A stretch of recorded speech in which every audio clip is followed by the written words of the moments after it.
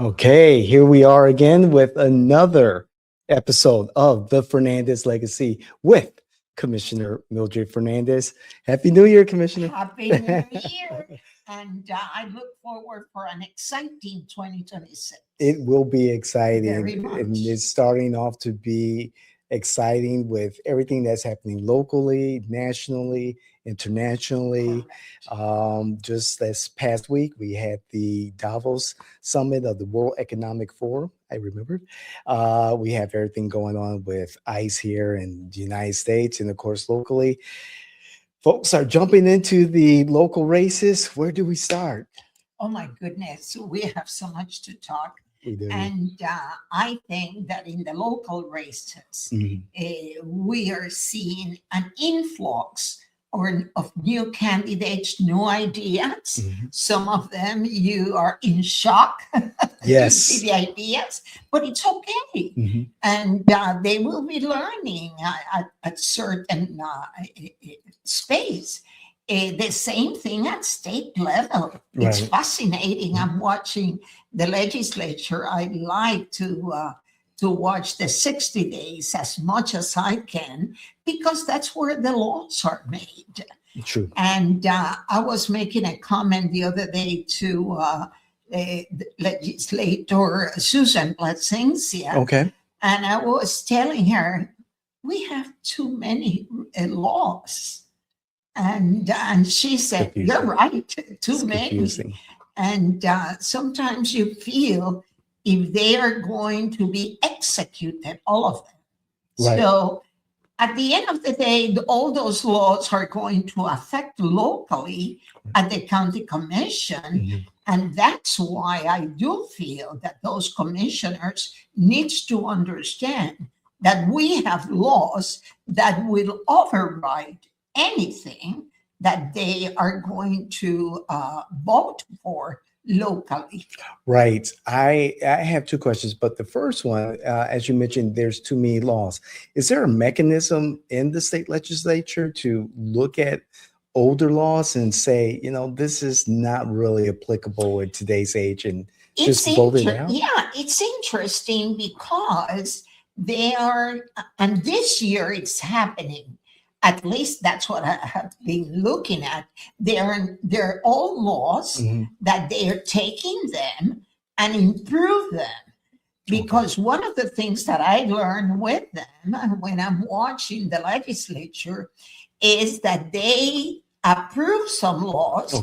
And then when they are in action in the community, they feel and they see that they need to purify, I'm going to use that word, to improve. And the next year or 2 years after that, they improve the law. Yes. Okay. All right. I know that before we started the episode, you were talking about a couple of bills that were presented in the legislature right now and caught my attention, particularly with all this talk about property tax reform. You mentioned one that would address property taxes and also property, I guess, homestead issues. Yes. So can you speak to? Absolutely. And I was very much interested because I have homestead in my property. And one of the things that it's presented, and it was in one of the committees, it hasn't come at a floor yet, but one of the laws that it's being presented, or bill, I'm going to call it bill because it's not a law, where you can have a property, and if you want to build a small property or a tiny home, that's going to help a lot in the housing issue that we do have. Yes. What we have to remind or to understand is that the homestead exemption will be for the owner of the property. But I was very much impressed when the bill was presented because I saw the Realtor Association in favor. Okay, good. And I saw also the hotels and lodging because Isn't that- you have a property, and then if you build a home or an extension aside from your property, you can rent it. Exactly. Yes. The minimum that can be rented is 60 days. Okay. So a Okay? 60-day Oh, window. yes. Okay. Oh, Okay. yes. And that reminds me, because my son in Tampa, of course, he's building a house.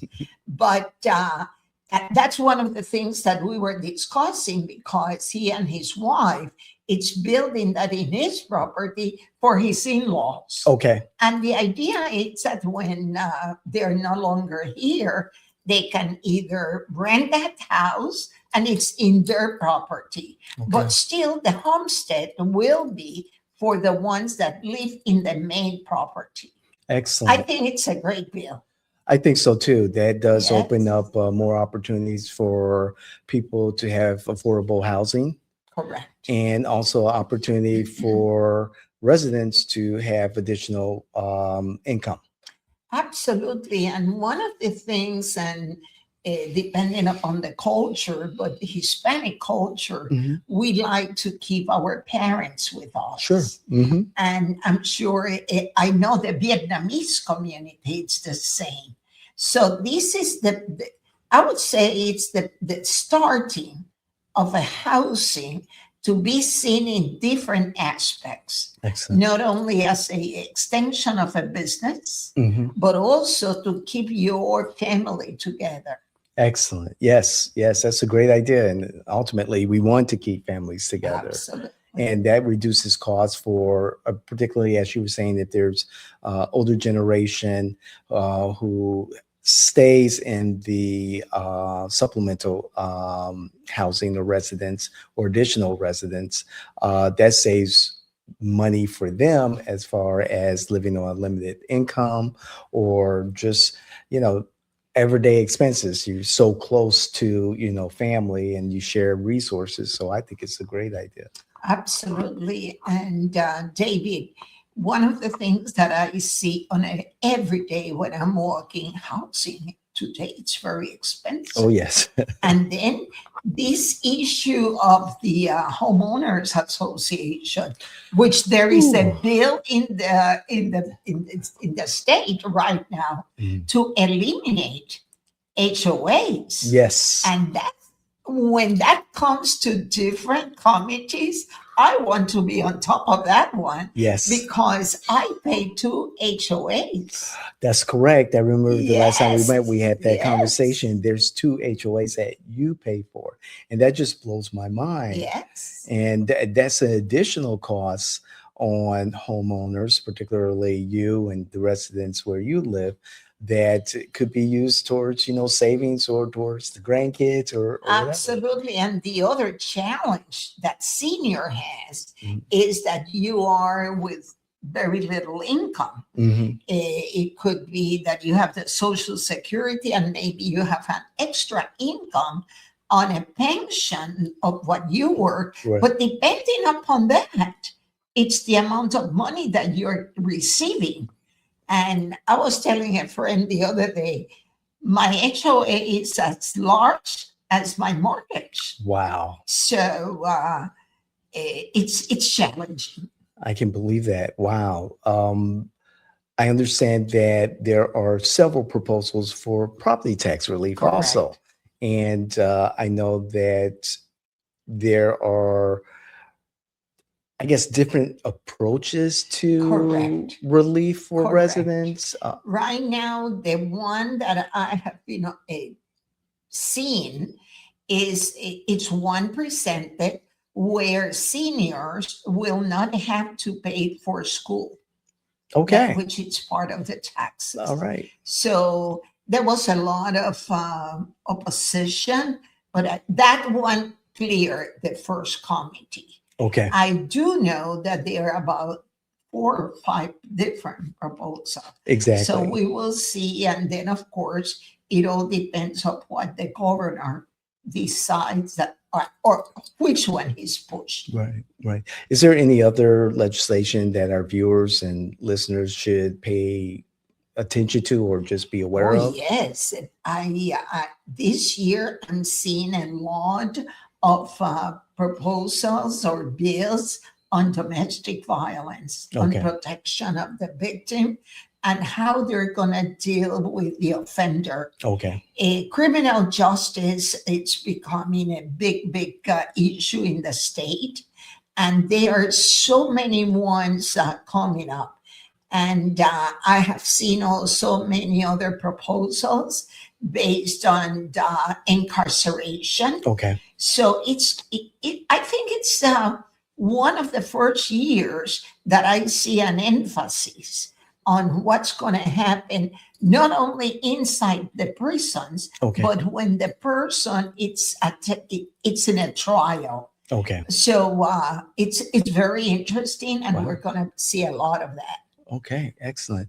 So let's bring it locally. We were talking earlier about the number of candidates in the local elections, particularly the Orange County Commission. We have 2 new districts now. Correct. And of course, there's a lot of people who have joined those specific races. Is there any rhyme or reason to all of this? Oh my gosh.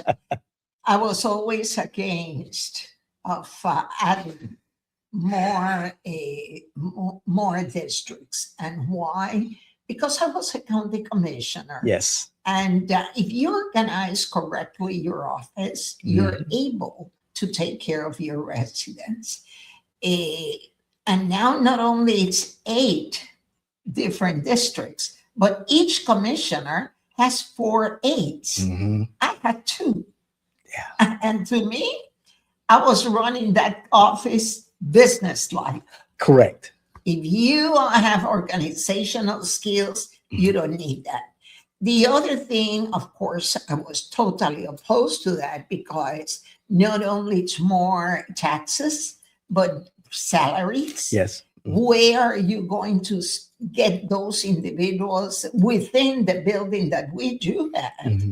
And how are they going to organize themselves to provide the need of the community? Right. One of the things that I'm observing very closely is how much are these commissioners or candidates ready to lead in the commission? Yes. If you as a candidate has never sat in the county commission just to observe, my friend, you're lost. We've had that conversation. Very lost. The other thing, these are non-partisan races. Correct. Okay, if it's a non-partisan, it doesn't matter if you're a Republican or a Democrat. You don't have to say that. That's correct. So in a Democratic district, and you are a Republican candidate, I would advise you not to talk so much, because those individuals in the district will get offended, will think that you're not going to serve them. Right. And I'm astonished with what I'm seeing. I agree with you. Being involved in several campaigns over the last 10 years for a county commissioner, and the lean into the partisanship is so heavy, and more so this particular election cycle. And I think to myself, being in this space, like, wait a second, there is another demographic or several other demographics that this particular candidate or campaign needs to speak to. And in these times, we need a full, wholehearted conversation with everyone who's willing to listen, regardless of their partisan leaning. David, and the issue is that we are living in very controversial times. Correct. And when you become a county commissioner, you are going to serve everybody. Correct. I never ask a person coming to my office, are you a Democrat or a Republican? No, I serve everybody. Right. Because your district has different needs. And you have to adapt the serving of those residents Mhm. depending upon their needs. And Yes. sometimes your district has so many different needs, Mhm. and you need to know them. And for that, you need to walk. That's We the agree on only- that. We do agree on that. And Goodness. to take that point further, I am in complete agreement with you. A constituency at this level has different needs than, say, nationally or statewide. And so what may be popular to talk about that may be grabbing the headlines now may not be the kitchen table issues Correct. that your district constituents really are concerned about. And I do see that disconnect, that the Very narrative much. at the campaign level is much different than at the, what they would say, the grassroots level, but I like to say the kitchen table. I was on Sunday after I attended my church. Mhm. I went to a meeting or a gathering. It was not a meeting, it was a gathering of petitions. Okay. And I wanted to sign those petitions. So we were talking, and I was telling the candidate at that time was, listen, when you are in the commission seated, your laws, the ordinances that you're going to create, Mhm. which is policy making, Correct. it's about Orange County. Sometimes you're going to vote for them Mhm. and has nothing to do with your district. That's true. But you have to have in your mind every ordinance or anything that it's been in public policy, how it's going to affect your district or how it's going to benefit your district. Correct. And for that, you need to read, you need to walk, and you need to make sure you understand your district. I am not seeing that now. Again, we are in agreement. And it's you being a former commissioner, me working with commissioners, and you being involved in the communities. And the same for me. We see both from the inside and the outside.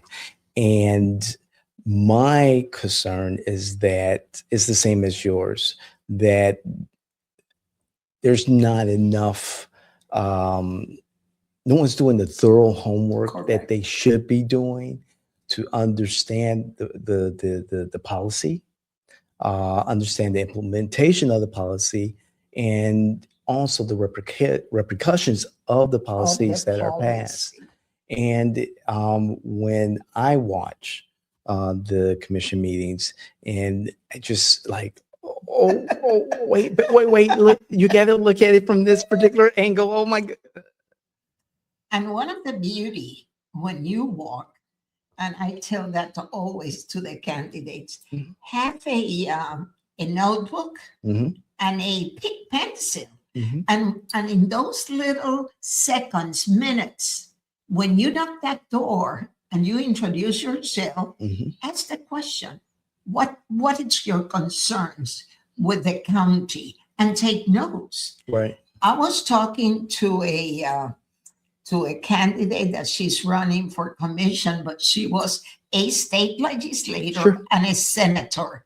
And of course, her background is fascinating. Indeed. And I was telling her that when I walk, and I knew the need in my district the first year, Mhm. I was able to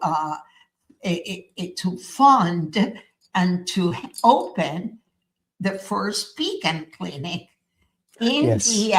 in Underhill, because in my walking, I learned there was a need. Mhm. So when I was elected and I told staff what I needed, they told me, okay, Commissioner, we're going to look for the place. I said, no, I already have the place. Mhm. So within a year, I was able to open that clinic.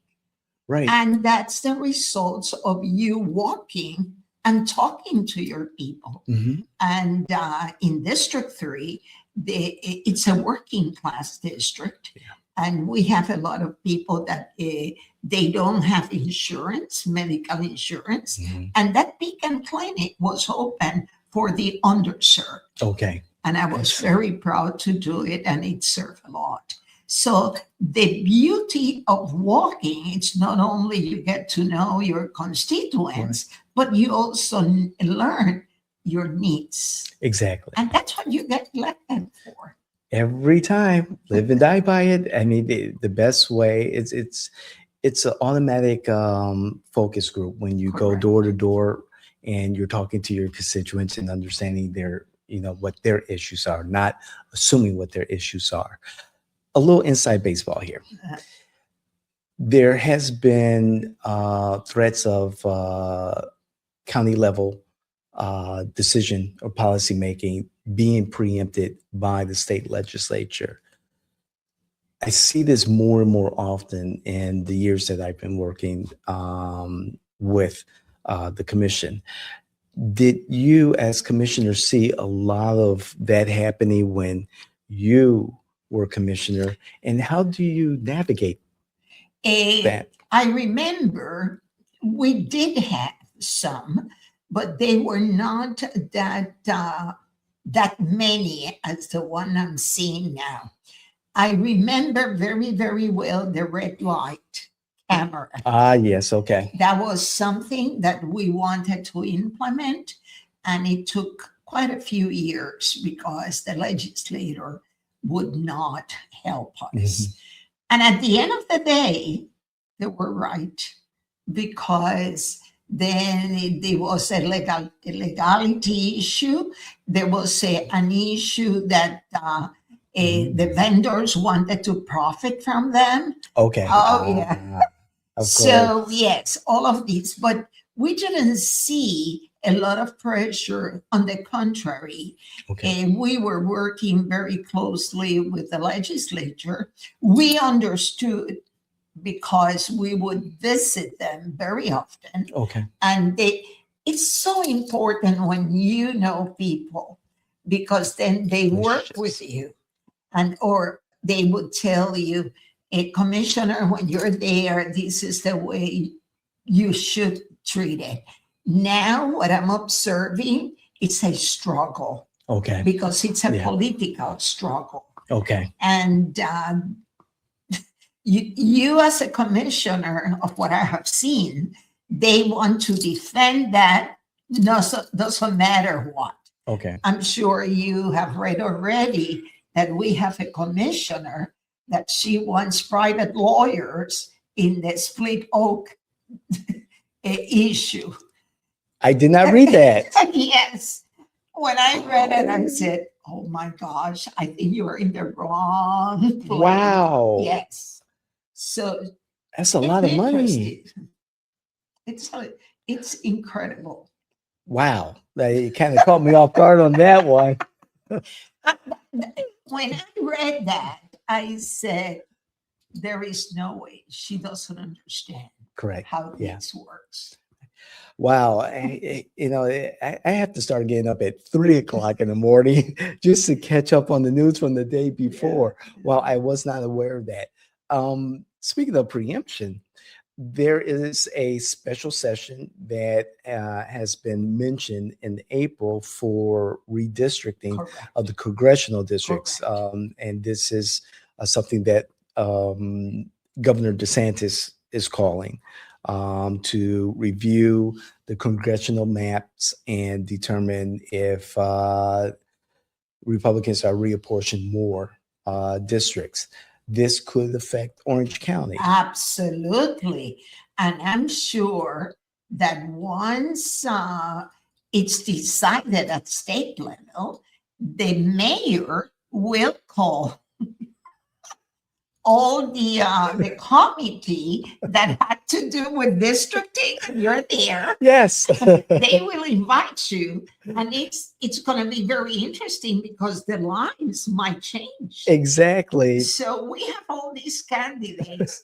And I was talking to a person the other day, and I was telling her, most probable in the one that is running in District 3, finishing 8, and so forth. Right. So it's crazy. And so just for everyone to know, in full disclosure, I participated in the 2025 redistricting advisory committee last year. It took up most of the spring and A summer. year.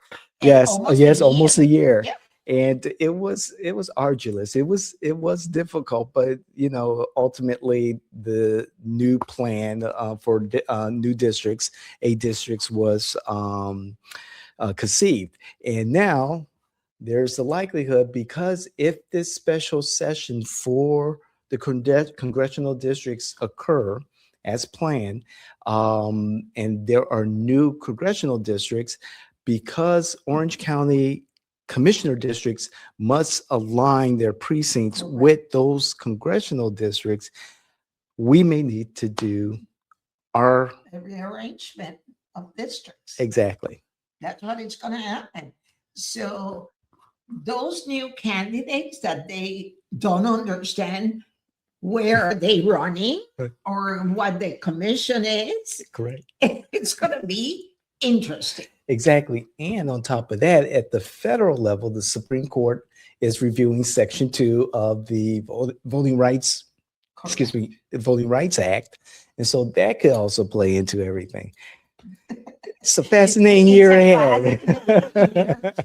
This is only January. Right. So imagine when we are in March and maybe you are deciding the different districts.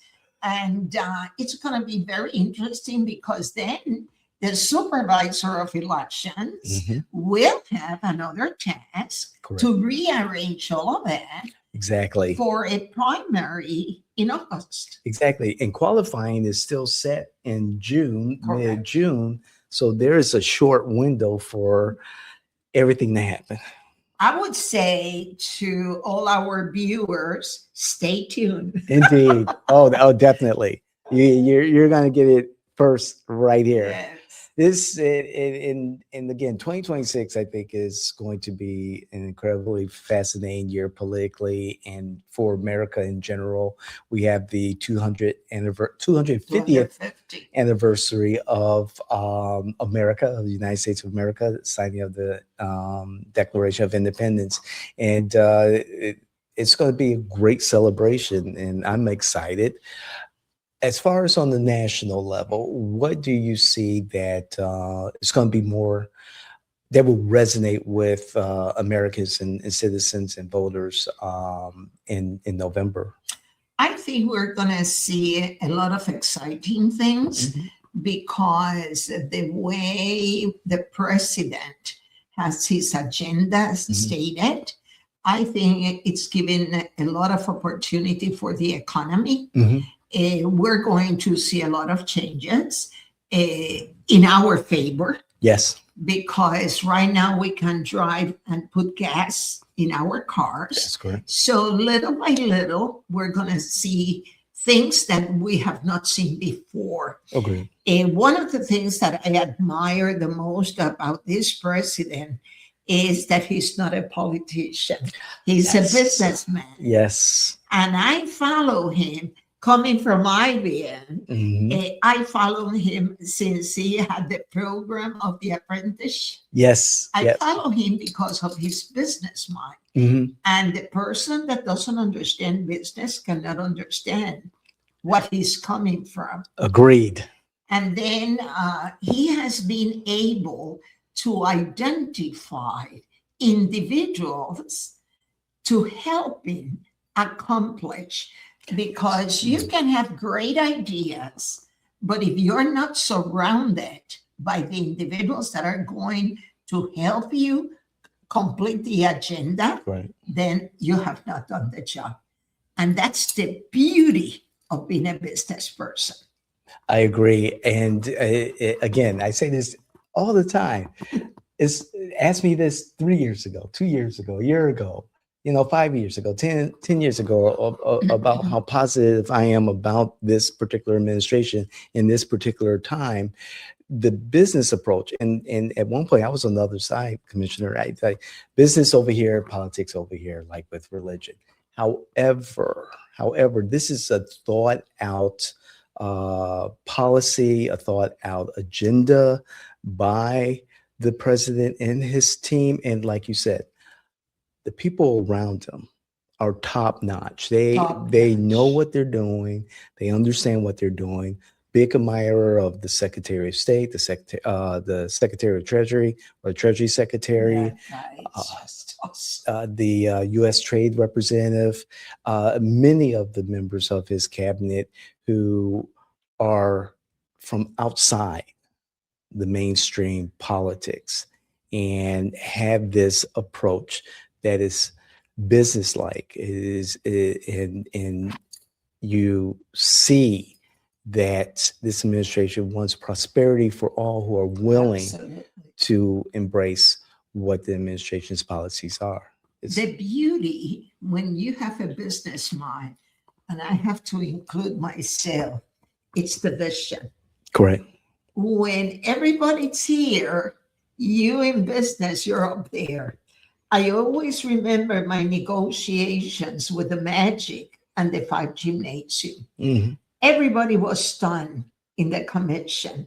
When I had the individual from the Parks and Recreation, and I always remember that day he comes to see me, and I said, what is going to be the status of the gymnasiums? Mm-hmm. 5 of them around the county. And he says, Commissioner, we don't have budget. I look at him, I smile, and I said, it will be done. Mm-hmm. I remember the face of that individual. I'm sure that when he saw me smile because of respect, yes, most probably he must have been thinking, this woman is crazy. Oh, no. But then when I sat with Alex Marty to negotiate, I remembered my words, no taxpayers' money. This is going to be done for those kids that will never be able to pay to go to a Magic game. Mm-hmm. And then he said, okay, Commissioner, we can do that. And then I remember that he said, but it will take 5 years to build. And I said, no, it's going to be built in 36 months. And the first one has to be in my district. Voila. That's negotiation. Mm-hmm. That's vision. Mm-hmm. And then when you see the people in the county commission for 8 years, the first question is, what have you accomplished? That's correct. In 8 years. It's on your ledger. See? So that's the business mind. Mm-hmm. The business mind, you're trained to look ahead of a conversation that you might have. And I say it all every day in my life. And you know that we were here, yes, with some invitees, yes, and we were like 6 hours talking. Yes. Because while we are developing a subject, I'm already thinking on something else. Right. That's business. Exactly. And everyone, this is the type of business savvy, business sense that will garner at least $1,000 an hour for the commissioner's consultation. And this is the real deal. And again, I've come a long way to understand that there is a place for business in politics. Correct. And government. Correct. And there should be innovation, a focus on more innovation. And that's what I'm excited about in these times, and accountability and transparency. And with the technology that we do have available today, we should be able to account for every little penny and make sure that it goes back to our constituents in our communities. Before we wrap up, is there anything you'd like to say in closing for your viewers and your listeners? Because the numbers from the last interview were incredible in the comments and the likes, and you're catching on, Commissioner.